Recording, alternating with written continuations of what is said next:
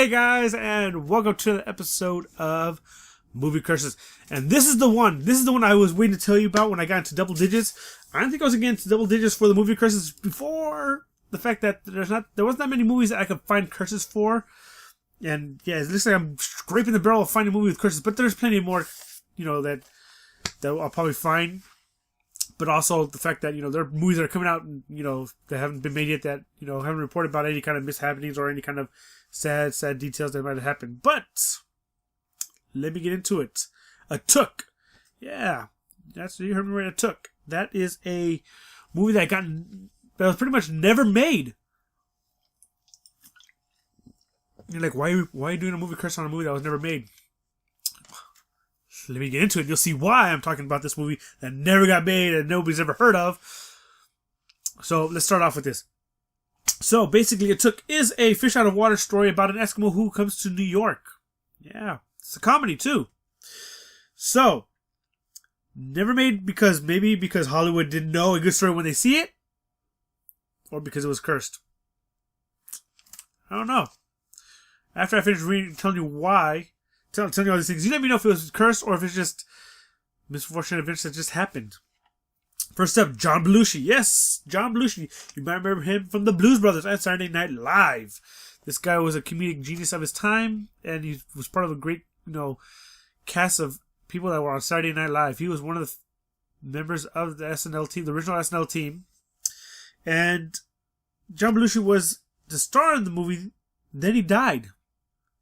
He read the script, was getting ready to get that movie going, passed away.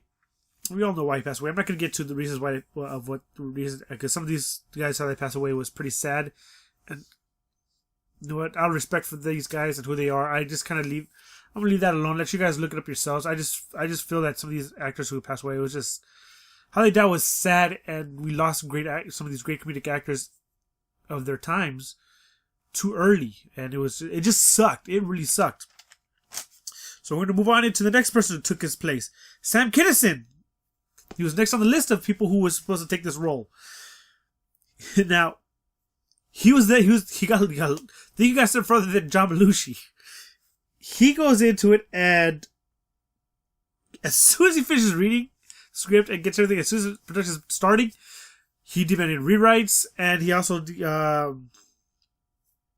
so after he demanded certain scenes be rewritten. The production stopped. Then he passed away. Yeah, and that sucked. And it was basically it was a few years after the production stopped because they were going through the rewrites that he had wanted, and then he passes away, which kind of sucks. It's pretty.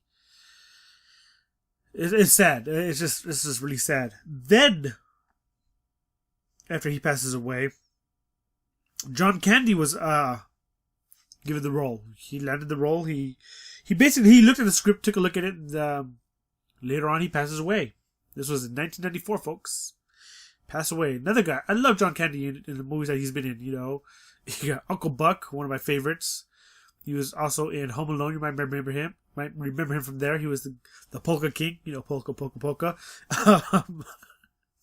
The Great Outdoors with Dan Aykroyd, another Saturday Night Live alum. And yeah, he's done a lot of movies, and he'd always be that lovable, goofy guy that, always found himself in just these weird situations. And then, of course, Summer Rental was another movie, but you know what? I loved him. He was a good actor. I loved watching him in the movies, so it was another loss that, we had. Then a few years after that, it looks like Hollywood said, screw it, we're not going to do it, just bury the script, and stayed in limbo, or stayed buried for about 3 years. That's not that long. 1997, Chris Farley took up the role. Basically, he was in talks for the lead. So it might have been where he was getting close to get that lead, but he passes away too.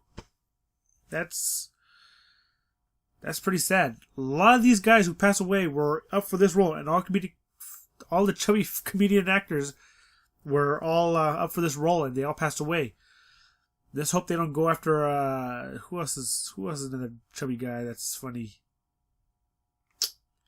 Kevin James, the guy who basically is the Chris Farley's substitute in all of Adam Sandler movies. Because if you think about it, in Adam Sandler movies, Kevin James is in the roles that he's in would have gone to Chris Farley because they were close friends. And, you know, Grown-Ups probably would have been different if you had Chris Farley in the movie. Was that, I'm not pronouncing Chuck and Larry. That probably would have been definitely another movie with Chris Farley.